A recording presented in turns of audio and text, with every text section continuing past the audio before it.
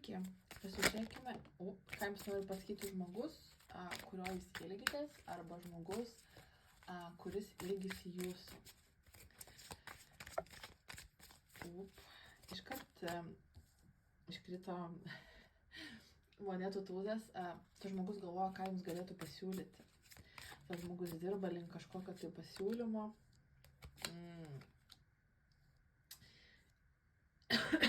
Taip. Panašu, kad tas žmogus yra gana šaltas dabar, arba atrodo jums gana šaltas. Apačioje yra karalius taurių. Nors ir atrodo šaltas, iš tiesų jis turi jums daug jausmų. Atsiprašau, daug apie jūs galvoja, bet atrodo šiuo metu gana atsitraukęs, atsiskyręs. Panašu, kad jūs kažkaip abudu nusprendėte, kad reikia jums judėti į priekį, lyg tai nėra tinkamas laikas arba tinkama situacija. Gal jūs nesate toj pačioj gyvenimo pozicijoje dabar, arba esate labai skirtingi. Tas žmogus sako, aš atsitrauksiu, aš paleisiu, bet aš dirbsiu ties mumis, aš bandysiu kažką dar daryti, aš nepasiduosiu. Jeigu galvojate, kad tas žmogus yra pasidavęs, tai ne.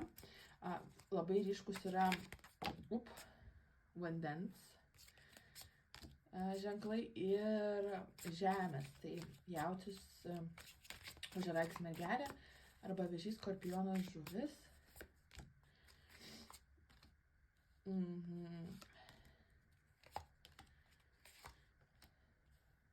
Tas žmogus jaučiasi tam tikrą prasme ir apgautas. Jam atrodo, kad jūs lyg tai kažką žadėjote, lyg tai kažkaip jį apgavote, lyg tai buvo kažkoks požiūris, kad gali tie santykiai virsti realybę ir tie santykiai tapo kažkaip labai toksiškais, nors pradžia buvo visiškai nebloga.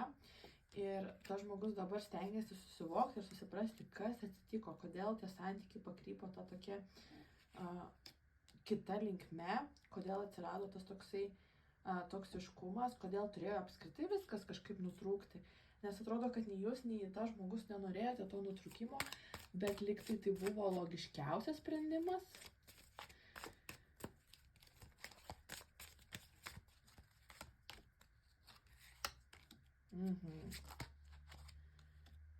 Taip.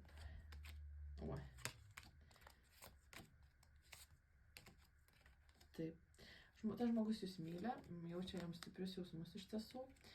Ir apačioj dar šitą kortą. Taip atrodo jūsų sielos, taip atrodo jūsų asmenybės, taip jūs sueinate į vieną ir jūs jaučiate jam daug jausmų ir jis jaučia jums daug jausmų, bet šituo metu jūs abudu esate užsidarę, gali būti, kad baigėte tam tikrus gyvenimo etapus ir jums yra per daug išlaikyti kažkokį tai santykį ir šitoje vietoje taip pat atsiranda tam tikras ego, kai jūs pradėte sakyti, bet man reikia pasirinkti save ir viskas yra su tuo gerai, rinkite save, bet tiesiog šitiems santykiams dar nebuvo laikas, panašu, kad buvo tinkamo žmogus, bet netinkamų metu. Ir abu jūs tai suprantate, suprantate, kad jaučiate vienas kitam rimtus jausmus, stebite vienas kitą, gal socialiniuose tinkluose, gal klausėte draugų vienas apie kitą arba bendrų pažįstamų, bet tiesiog suvokite, kad dabar turite išlaukti.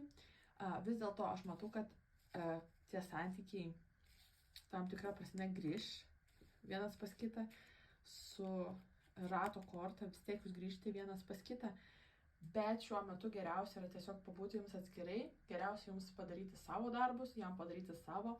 Ir jeigu jums, pavyzdžiui, kyla klausimas, ar tas žmogus susitikinėja su kitais, arba bendrauja su kitais, tai ne. Jis šiuo metu užsiėmęs darbais, užsiėmęs užsiėmęs, kad galėtų padaryti tai, kas būtina, kad galėtų būti su jumis arba grįžti į jūsų gyvenimą.